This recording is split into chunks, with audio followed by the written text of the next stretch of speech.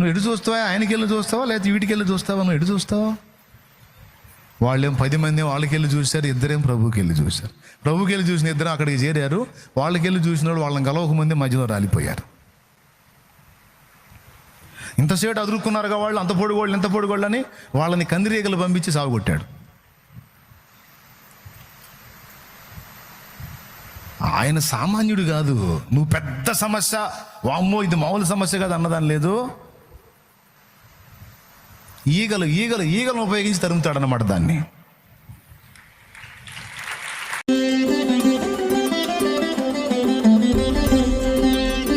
నరులను ఆశ్రయించి శరీరులను తనకు ఆధారము చేసుకొని యెహోవా మీద నుండి తన ఆత్మను తొలగించుకునేవాడు శాపగ్రస్తుడు. ఆ శాపం వచ్చింది. నేను చెబుతున్నా, భర్త లేదు, భార్య లేదు, పిల్లలు లేదు, తల్లులు లేదు, ఘనత లేదు, అవమానం లేదు, కీర్తి లేదు, దుష్కీర్తి లేదు. నువ్వు ఎప్పుడైతే యేసు రక్తంలో కడగబడి దేవుని బిడ్డవయ్యావో నువ్వు దేనికి ఎవరికి చెందని వ్యక్తివని గుర్తుపెట్టుకో, బతికిపోతావు. దేనికి ఎవరికి చెందని వ్యక్తివి అని ఫిక్స్ అయిపో. పొగడ్తని అవమానాన్ని ఈక్వల్గా చూడు, అవమానాన్ని లక్ష్య పెట్టొద్దు. తిడుతున్నారా, తలా ఒక మాట అంటున్నారా, గుండె గాయమైపోతుందా, అయితే ఆయన వైపే చూడు. కానీ నువ్వేం చేస్తావు? విమర్శించి దూషించిన వారి వైపు చూస్తావు. ఆయనకేం వీపు చూపిస్తావు, వీళ్ళకి ముఖం చూపిస్తావు, ఎంత పొడుగు నీడైపోద్ది. నువ్వెవరినో నమ్ముతావు, ఎవరి కోసమో పరితపిస్తావు. దేవునికి వీపు చూపించి ఆ ఎవరిని కోరుకున్నావో వాళ్ళ వైపు తిరుగుతావు. నీడ కానీ గంభీరంగా కనపడ్డట్టు వాళ్ళు అట్లా అయిపోతారు. చివరికి నిరాశతో మళ్ళీ సావాలనుకుంటాం. పిల్లల మీద మమత పెంచుకుంటావు, పిల్లలు హ్యాండ్ ఇస్తారు. బంధువుల మీద మమత పెంచుకుంటావు, వాళ్ళు దెబ్బ కొడతారు. ఎవరినో ప్రేమిస్తావు, వాళ్ళు వంచన చేస్తారు.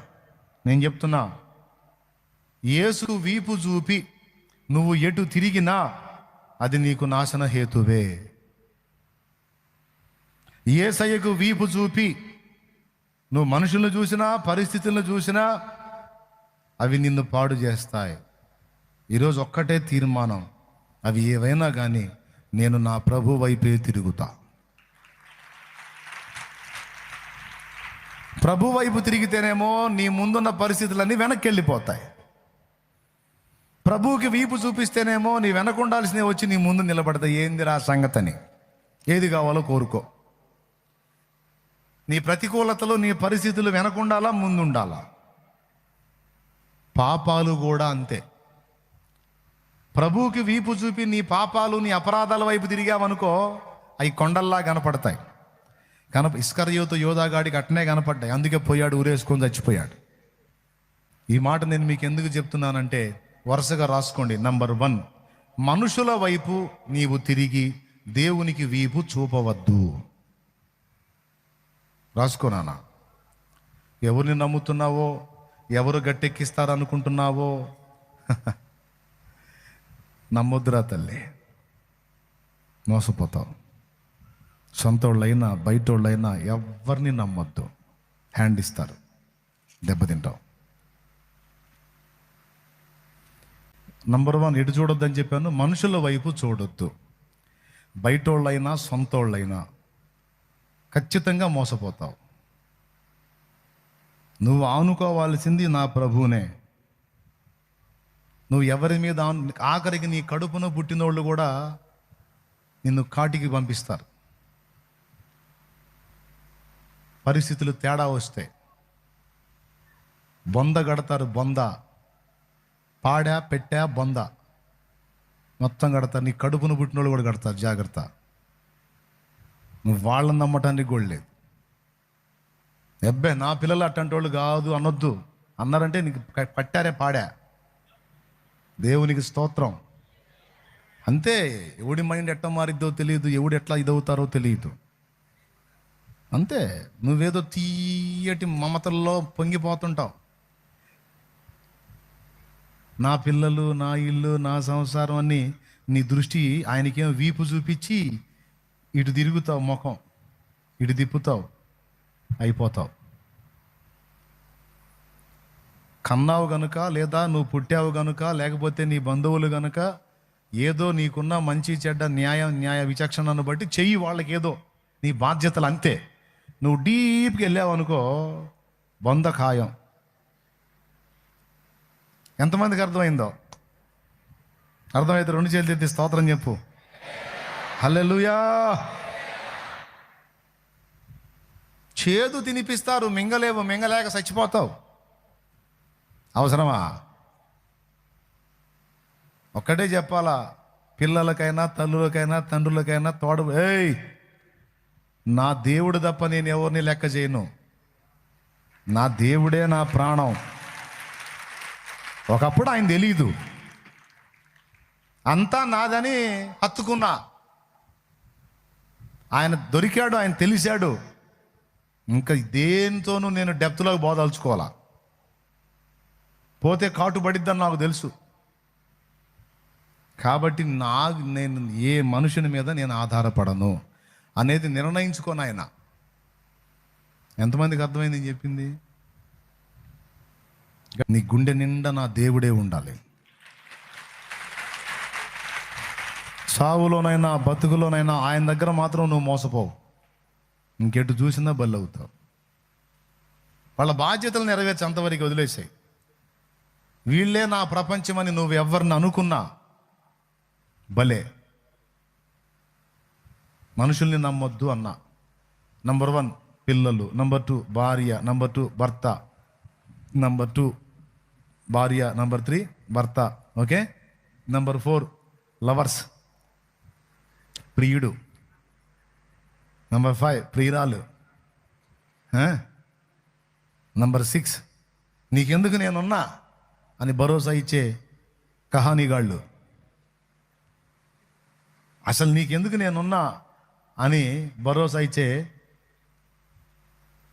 మాయల్ మరాఠీలు. ఆడవాళ్ళు ఉన్నారు, మగవాళ్ళు ఉన్నారు. నేను అందుకే ఈరోజు పచ్చిగా చెప్తున్నా, జాగ్రత్త. నీ దృష్టి నీతి సూర్యుని వైపే ఉండాలి.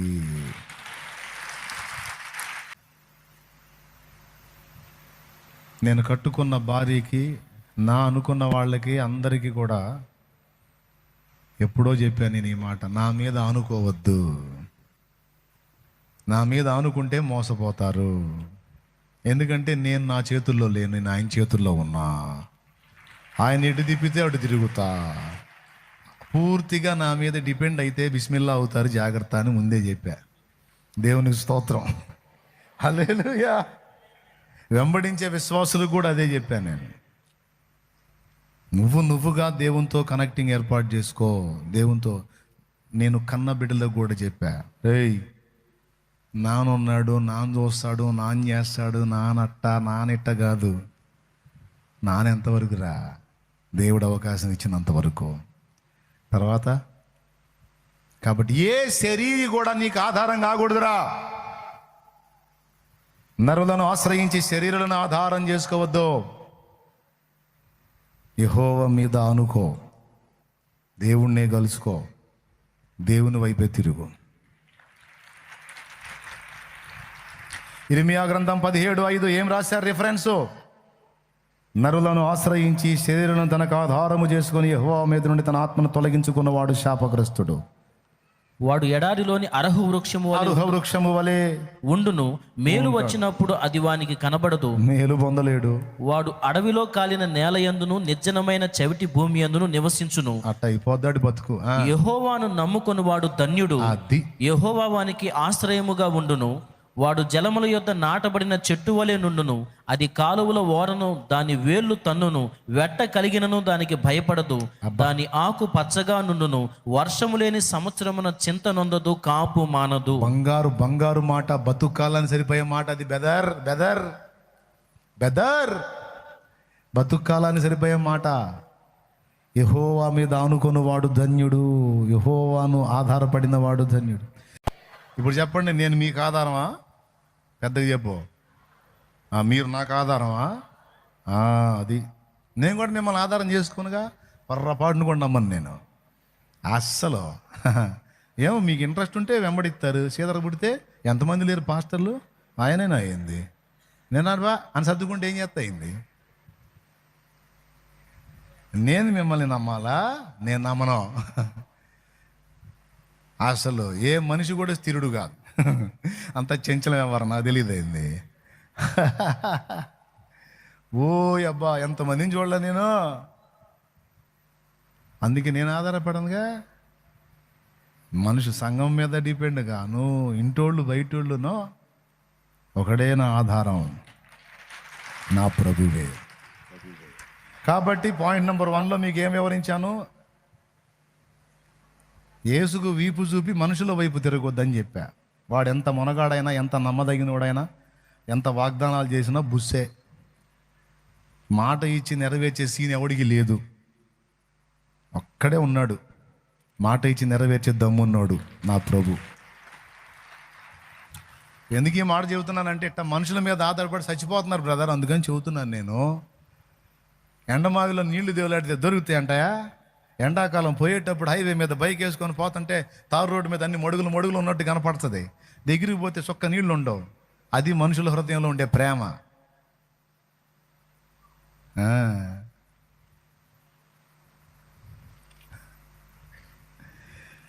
నిన్ను చూడక ఉండలేననే మాటలు విన్నావా? నీవు లేకపోతే బ్రతుకలేననే రాతలు చదివావా? ప్రేమంటేనే తెలియని మనుషుల గారడి చెల్లెమ్మా. ప్రేమ పేరుతో మోసపోతే అది ఆరడి బ్రతుకమ్మా. నీతి మాలిన మనుషుల ప్రేమలు నిజమనుకోకమ్మా. ఎండమావిలో ఎన్నడు దాహం తీరదే చెల్లెమ్మా, తీరదే చెల్లెమ్మా, తీరదు తమ్మయ్యా. తమ్మయ్యా, తమ్ముడు, అంతే. ఓకేనా? లేదు ఆయనకి నేనంటే ప్రాణం. ఆ అమ్మాయికి నేనంటే పిచ్చిరా, నీ పిండం పెట్టిదిరా రే అనాలనిపించింది నాకు. ఎందుకు నేను అంటాను, నేను అనను. దేవునికి స్తోత్రం. అది ఎవడు బాబు జాగ్రత్త నాయన అనాలనిపించింది కానీ అనలే. మీరే జాగ్రత్త పడండి. నా ధర్మం నేను చెబుతా, దేవుడే పలికిస్తున్నాడు చెబుతున్నా. అయినా వినకుండా నువ్వు బాగా డీప్లోకి వెళ్ళావు అనుకో,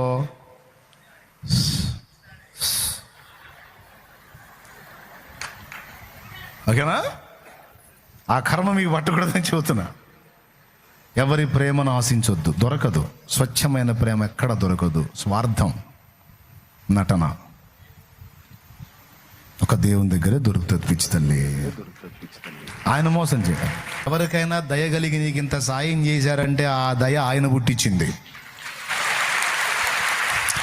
లేకపోతే చూస్తా ఒక మెతుకు కూడా నీ ముఖాన్ని రాల్చరు, అంతే. ఎవరన్నా నీకంత దయ చూపి సాయం చేశారంటే నా తండ్రి పుట్టించాడు నీ పట్ల దయ.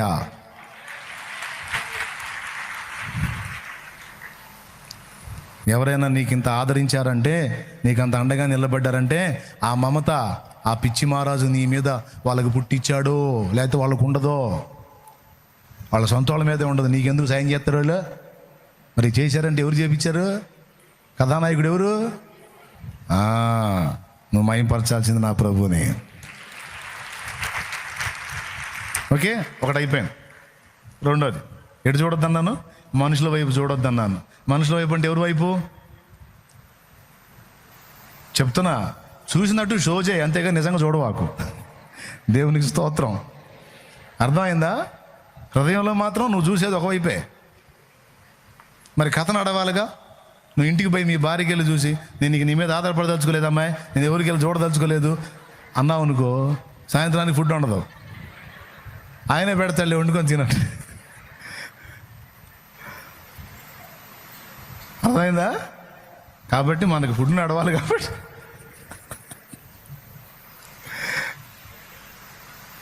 నేను యథార్థం చెబుతున్నా. కథ నడవాలి కనుక షో చేయటమే. హృదయం అంతటితో ఆయన మీద అనుకో. ఒకటి. రెండోది, పరిస్థితుల వైపు చూడొద్దు. కొంతమంది వీపు దేవుడికి వెళ్ళి తిప్పి ముఖం పరిస్థితుల వైపు తిప్పుతారు. ఇశ్రాయేలీలు కానీ కనాన్ దేశాన్ని పోయి ఆజానుబాహుల్ని చూసినట్టు. ఎర్ర సముద్రం పాయలు చేయాలంటే ఎంత పెద్ద చెయ్యి కావాలండి. మోషే తన చేతి కర్రను సముద్రం వైపు చాపితే చూడటానికేమో మోషే చేతి కర్ర మోషే, కానీ మోషే కుడి చేతి వైపున తన బలమైన బాహువు చాపి సముద్రాన్ని 2 పాయలు కొట్టింది దేవుని హస్తం.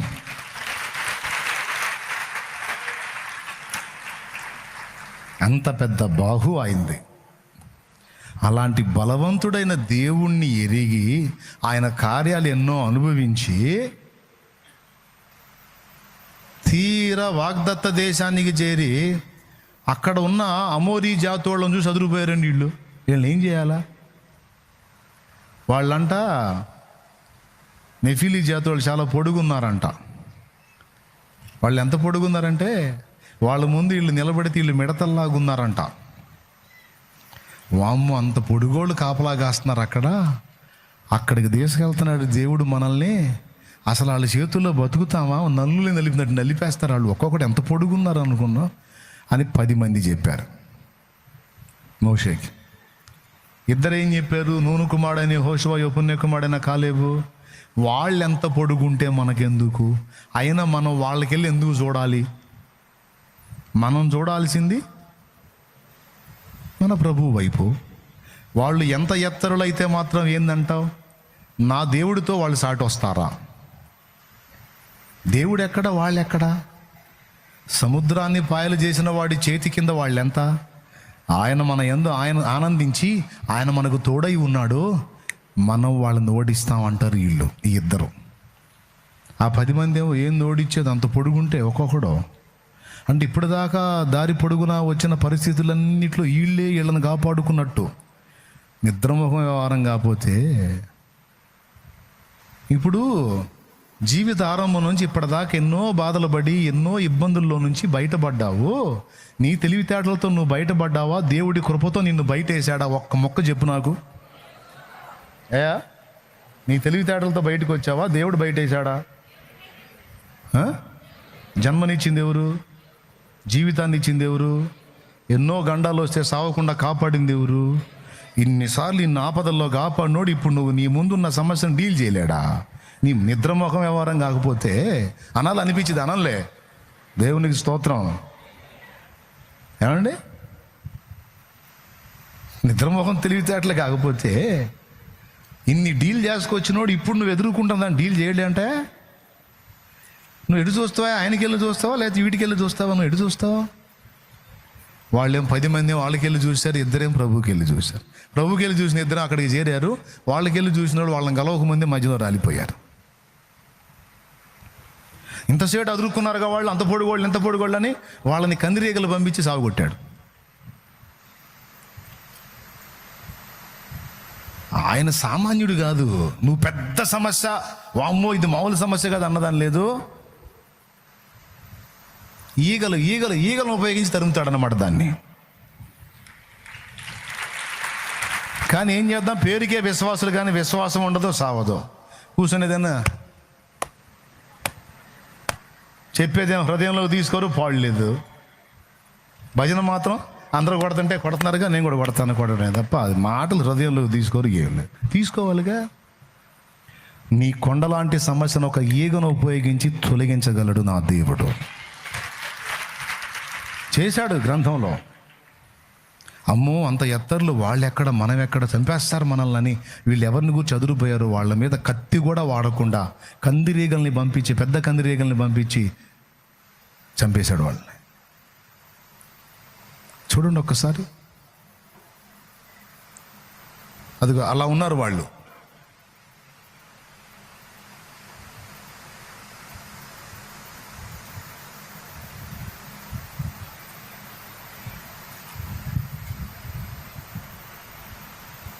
అట్లా ఉన్నారు వాళ్ళు. అది అంత హైటు కనాను దేశంలో వాళ్ళు ఉన్నారన్నమాట.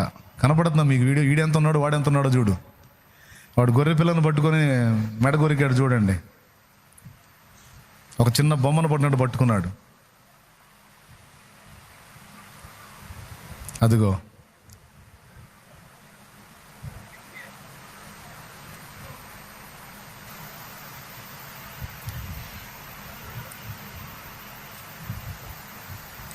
వాడాడా ఈడాడా. అందుకని అట్లాంటి వాళ్ళని చూసి అరువారు వీళ్ళు. నేను చెబుతుంది అదే. అదిగో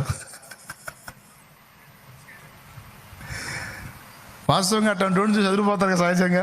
దేవుడు అంటాడు, వాడు ఇంకా అంత పొడుగున్నా నువ్వు అదిరిపోవద్దు, ఎందుకంటే ఆకాశ మహాకాశాలు పట్ట జాలని వాడిని నేను.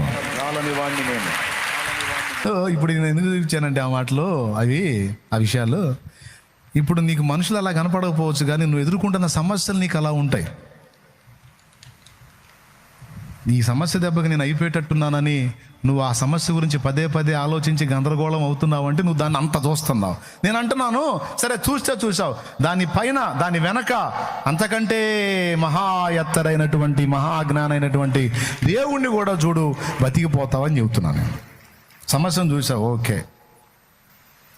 ఇప్పుడు సమస్య చూసావు కదా, పొడుగు కనపడేందుకు చాలా ఎత్తు. ఇప్పుడు దేవునికి వెళ్ళి తిరుగు. ఆయన ఎంత ఉన్నాడో చూడు. ఎంత ఉన్నాడు? ఆకాశ మహాకాశాలు పట్టగలవా ఆయన్ని?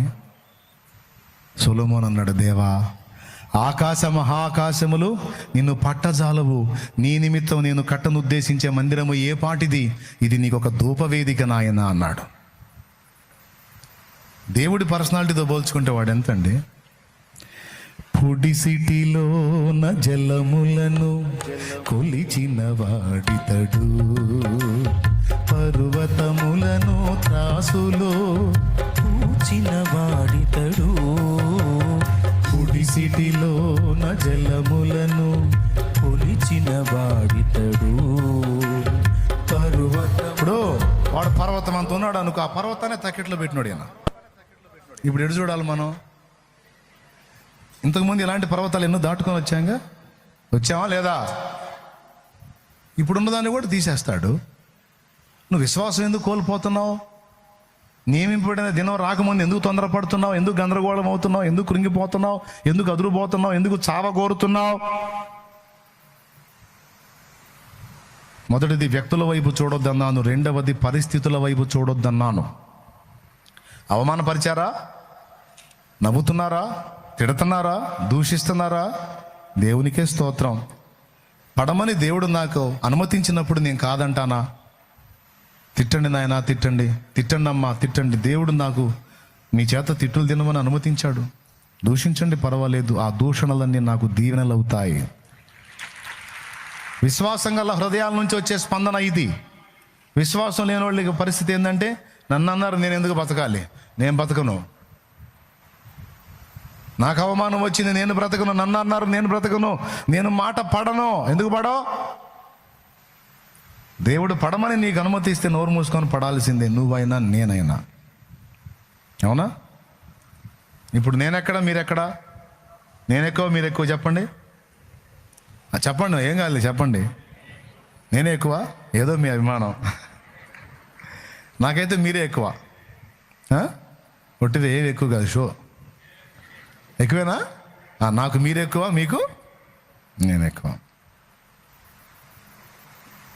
కొన్ని మాటలు పడాలి నా కుమారుడు అని దేవుడు చెప్పినప్పుడు నేను పడాలి కదా.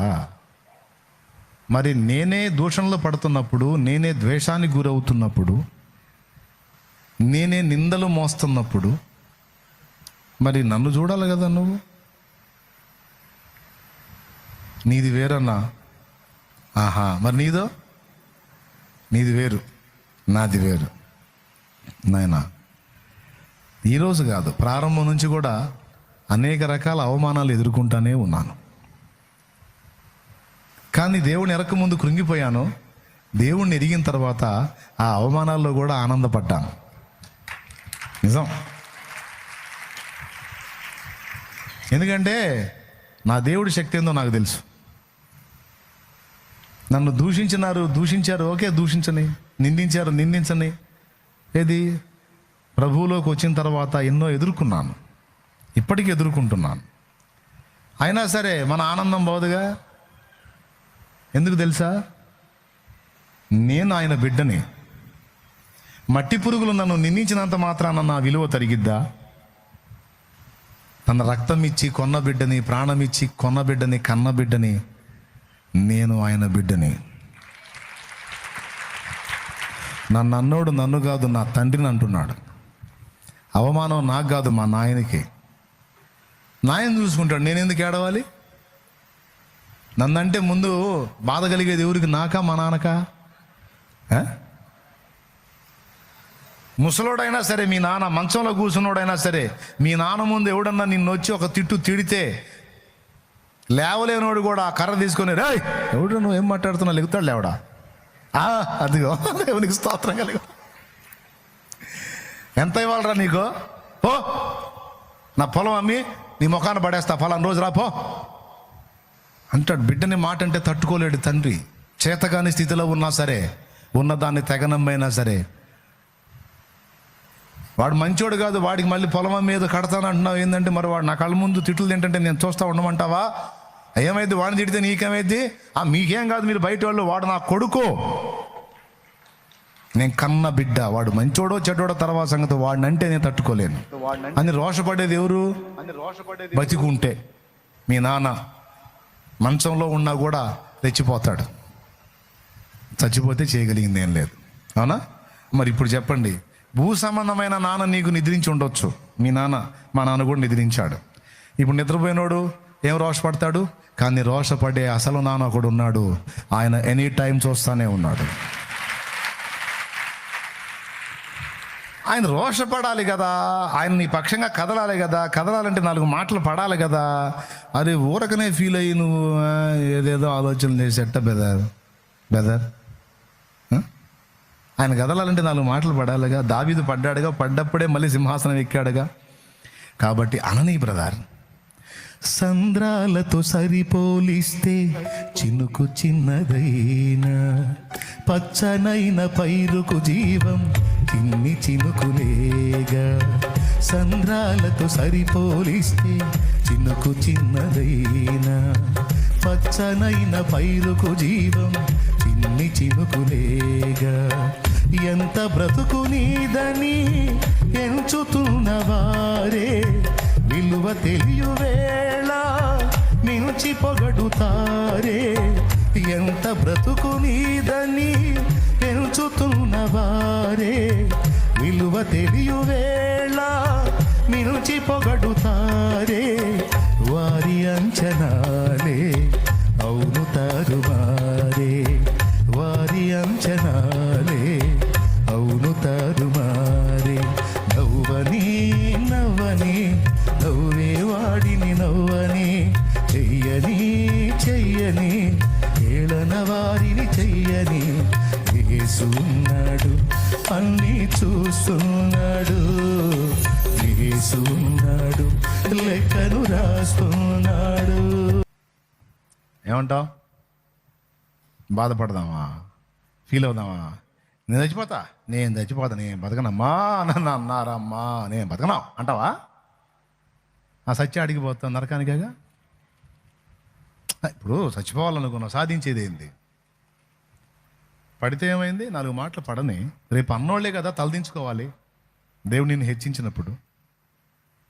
ఛీ పో, ఛీ పో దుర్మార్గుడా అని చండాలంగా మాట్లాడాడు షిమే అనేవాడు దావీదుని. మేనలోళ్ళు ఇద్దరు, దుర్మార్గుడు కుక్కలాంటోడు నన్ను మాట్లాడంటే నీకు బాధ కలగట్లేదేమో, మాకు బాధ కలుగుతుంది. నువ్వు అనో చేరబోయి వాడిని చంపేస్తా అంటే, సెరూయా కుమారుదారా వానితో నీకేమి, మీకేమి, నాతో మీకేమి? దావీదును శపింపమని యెహోవా వానికి సెలవీనేడలా శపించి బతకగలడా? నా కడుపును పుట్టిన కన్నబిడ్డే నాకు శత్రువై నన్ను తరుముచున్న వేళ, వీడు తిట్టే తిట్లు ఎంతరా, తిట్టని అనరా, అవమానపరచని అనరా. ఇది చూసన్నా నా దేవుడికి నా మీద జాలి కలిగిద్దేమో, అలా కలిగి మళ్ళీ నా పూర్వస్థితి నాకు ఇస్తాడు, వాడిని ఆపకండి రా అంటాడు. నువ్వు నేనేమో వాళ్ళ నోర్లు మూపిడ్డానికి ట్రై చేస్తాం. దావీదేమో వాళ్ళు తిట్టనీరా అన్నాడు. ఎందుకు? వాళ్ళు తిట్టాలి, అది ఆయన వినాలి, ఆయనకి దయగలగాలి, నన్ను హెచ్చించాలి. నీకు తెలియదు, అవమానం ఎదురైనప్పుడు నువ్వు ఏడవటం కాదు, చిరునవ్వు నవ్వుకో, బంపర్ ఆఫర్ నీకు అది. ఎంతమందికి అర్థమైంది నేను చెప్పింది? నిజమేనా? షో చేస్తున్నారా? ఇప్పుడు కూటమైనాక ఎవరన్నా ప్లేటు కొంచెం స్పీడ్కి ఇచ్చారనుకో, ఏందమ్మా ఏంది ఇట్ట అంటున్నావు, ఏంది చిన్నగా ఇలేవో. ప్లేటు స్పీడ్కి ఇచ్చినా సరే ఏమొక ఆగదు, అవమానం ఫీల్ అయ్యిద్ది. ఇప్పుడే తేలిద్ది, ఇంకాసేపట్లో మీ సంబడం. హలో, ఇంకాసేపట్లో తేలిద్ది. ముఖం మీద మాట్లాడిన, ముఖం మీద ఉమ్మినా స్పందించలా యేసయ్యా. ఉమ్మువానికి నా ముఖమును, కొట్టువానికి నా వీపును మరుగు చేయలేదన్నాడు ఆయన. ముఖం మీద ఉమ్మినా స్పందించలను. పక్కన ఉమ్మ చూసుకున్నా సరే నువ్వు గలపడబోతావు వాడి మీద.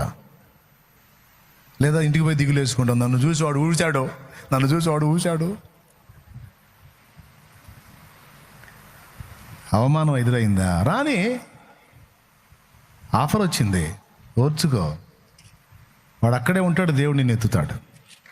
ఎత్తినప్పుడు వాడే పశ్చాత్తాపడు. యోసేపుకైతే పేర్లే పెట్టారు, కలలు గనువాడని. చివరికి కలలే నిజమైనాయి. వెళ్ళి కాళ్ళ మీద పడ్డారు. చేస్తాడు, ఓపిక పట్టాలా. ఏదో నింద వచ్చింది, అవమానం వచ్చింది, ఏదో అన్నారు వాళ్ళు, ఏదో నోరు జారారని నువ్వేదో ఫీల్ అవ్వటం కాదు.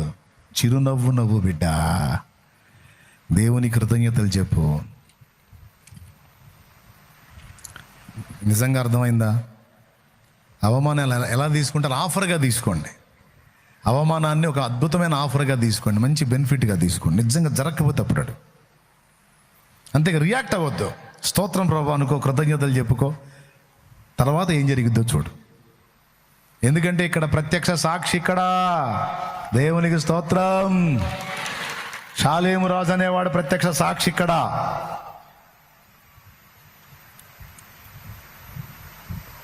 నన్ను అవమానపరిచి ఆరడపరిచిన వాళ్ళందరూ అడ్రస్ లేకుండా పోయారు. కొంతమంది ఇంకా అణిగిపోయారు కిందికి.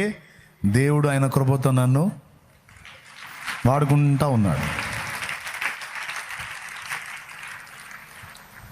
అదే, నన్ను ఎవడు అవమానపరచకపోతేనే ఆలోచిస్తూ ఉంటా, ఎవడు కదిలించట్లేదు ఏంది నన్ను అని. మీరు నమ్మపండి, నిజం.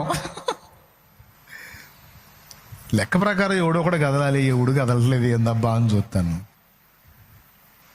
ఎందుకంటే అందులో ఉన్న బెనిఫిట్స్ నాకు తెలుసుగా. కాబట్టి నేను చెప్పే ఈ మాట, నంబర్ 1, ఫస్ట్ ఏం చెప్పాను? ఎటు చూడొద్దని చెప్పాను? వ్యక్తుల వైపు. రెండవది పరిస్థితుల వైపు. అవమానానికి నేను దేవుడు అప్పగిస్తే దాన్ని ఆపేవాడు ఎవడు తమ్ముడు? దేవుడే అప్పగించాడు అనుకో, అనుభవించు. అవమానాలన్నీ నీకు సోపానాలుగా మారి పైన కూర్చుంటావు పోయి. ఆందోళన పడద్దు, విరక్తి చెందొద్దు. ఓకేనా? సరేనా? 2, మూడవది నీ దోషముల వైపు కూడా నువ్వు చూసుకోవద్దు. మొదటిది ఏం చెప్పాను ఆయన? వ్యక్తుల వైపు. రెండవది పరిస్థితుల వైపు చూసిన వాళ్ళు పతనం అయిపోయారు. ప్రభు వైపు చూసిన వాళ్ళు వాగ్దాన దేశం చేరారు. సంఖ్యాకాండము 14, 13, 14. జస్ట్ రెఫరెన్స్ గుర్తు రాసుకో. వాళ్ళు అంత పొడుగున్నారు, ఇంత పొడుగున్నారు అంటే వాళ్ళ పొడుగు వెడల్పులతో నీకెందుకురా నాయన? నీ దేవుణ్ణి చూసుకోవా, చూసుకొని ముందుకెళ్ళు. ఆయనే వైనం చేస్తాడు మొత్తాన్ని. పరిస్థితుల వైపు చూడొద్దు. 2, మూడవది పాపం వైపు కూడా చూడొద్దని చెప్తున్నాను నేను. ఏ వైపు చూడొద్దు? పాపం వైపు. నువ్వు దేవునికి వీపు చూపి నీ పాపం వైపు చూసావంటే అది భయంకరంగా చూపిస్తాడు సైతాన్ నీకు. నువ్వు ఇంత దోషివి, అంత దోషివి, నీ పాపానికి నిష్కృతి లేదు, నీ పాపానికి మిష లేదు, మితి లేదు, దేవుడు కూడా నిన్ను ఒప్పుకోడు, దేవుడు నిన్ను అసహించుకుంటున్నాడు, దేవుడు నిన్ను క్షమించడు, నువ్వు ఇట్టబోతావు అని వాడు యోధాని కానీ సావుకు రేపినట్టు రేపుతాడు నిన్ను. అందుకని నీ పాపం వైపు కూడా నువ్వు చూడొద్దు. అయిందా, తెలుసో తెలియకో తప్పు జరిగిందా, సరే వదిలే, మారు మనసు పొందు, ఇంకా చెయ్యను అని తీర్మానం చేసుకో. దేవుని వైపు మళ్ళు, దేవుని దగ్గరికి వెళ్ళు. నీ రక్తంతో నన్ను కడిగేయి ప్రభువా అని ఉపవాసం ఉండో. 1 రోజు, 2 రోజులు, 3 రోజులు నీ ఓపిక కొద్ది ఫాస్టింగ్ ఉండో. జరిగిన తప్పు దేవుని ముందు ఒప్పుకో. నాకు మనోనిగ్రహాన్ని, ఆశా నిగ్రహాన్ని, ఆత్మబలాన్ని ఇవ్వమని అడుగు. నా తండ్రి నీకు శక్తిని ఇస్తాడు. ఇంతకుముందు ఓడిపోయిన దాని మీద ఈసారి నువ్వు గెలుస్తావు. అంతేగాని నువ్వు పదే ఆ పాపం వైపు చూసి నువ్వు పతనం వైపుకి వెళ్ళొద్దు. అయింది, అది అయిపోయింది, అయింది, మళ్ళీ రాదుగా. అడుగు జారా వేశావు, తిరిగి మార్చుకునే పరిస్థితి కాదు, గడిచిపోయిన గతం అది. వదిలే, దానికి వెళ్ళి చూడొద్దు. చూసే కొద్దీ అది ఇంకా ఇంకా పెద్దగా కనపడి నిన్ను పాడు చేసిద్ది. కాబట్టి అట్లా చూడొద్దు. గతం గతః, మంచో చెడ్డో అయింది, దేవుని పాదాల దగ్గరికి వెళ్ళు, మారు మనసు పొందు, ఇంకా చేయొద్దు, మళ్ళీ దాని జోలికి వెళ్ళొద్దు. ఉపవాసం ఉండు, ప్రార్థన చేసుకో, దాని మీద జయం ఇస్తాడు, గెలుస్తావు. అంతే, ప్రభు వైపే చూడాలి కానీ దోషాల వైపు. కరుణాపీఠము చేరరే, దేవుని కృప చరణాస్థలిని చేరరే అనే పాట ఎంతమందికి తెలుసు? అందులో దావీదును గూర్చిన చరణంలో అంటాడు,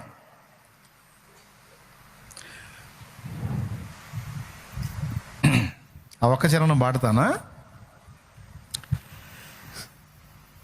శాప భయమున నేర్చుచు దావీదు తన పాప రూపము చూచుచు అన్నాడు పాట. శాప భయమున నేర్చుచు దావీదు తన పాప రూపము చూచుచు, తాపముతో పశ్చాత్తాపముతో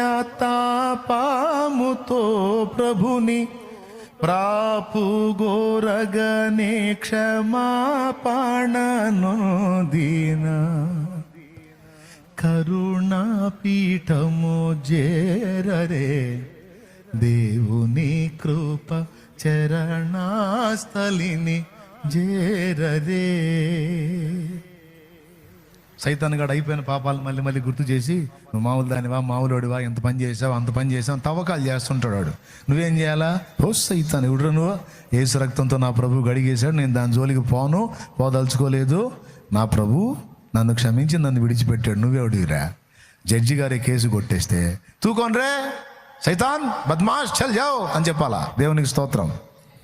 అంతేగాని అవును సైతానా, పెద్ద పాపమే చేశాను సైతానా, నా పాపానికి మిషలేదు సైతానా, నిజమే అట్టయితే సావు అంటాడు వాడు.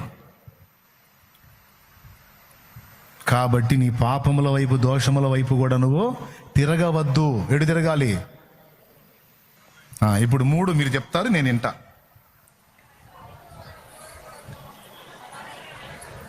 రిఫరెన్స్ ఇర్మియా గ్రంథము 17:5. రైట్. పరిస్థితుల వైపు, అవమానాలైన, నిందలైన, విమర్శలైన, అప్పులైన, ప్రతికూలతలైన, జబ్బైనా సరే దాని వైపు చూడొద్దు. దాన్ని స్వస్థపరిచి నీకు ఆరోగ్యం ఇచ్చి నీవు క్రొవ్విన దూడవలే గంతులేసేటట్టు నిన్ను తిరిగి బాగు చేయగలిగిన యేసు వైపు చూడు. ఆ నీతి సూర్యుని వైపు చూడు. ఆయన రెక్కలు నీకు ఆరోగ్యము కలిగిస్తాయి. ఆయన రక్తము నిన్ను స్వస్థపరుస్తుంది, నీ దోషములు కడుగుతుంది. పరిస్థితుల వైపు చూడొద్దు.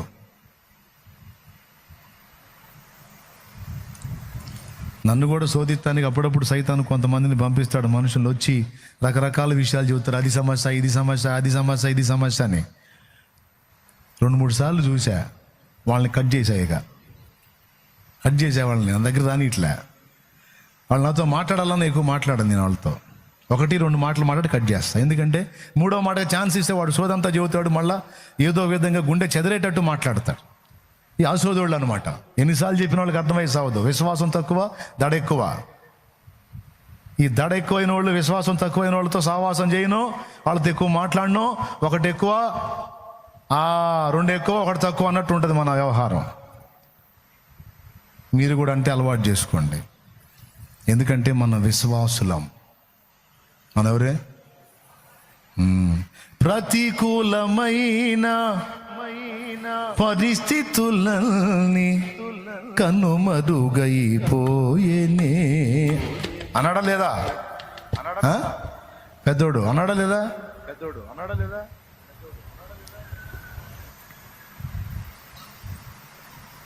ఏ జబ్బైనా, ఏ రోగమైనా, ఏ బాధ అయినా, డాక్టర్లు ఎంత భయంకరంగా చెప్పినా భయపడద్దు.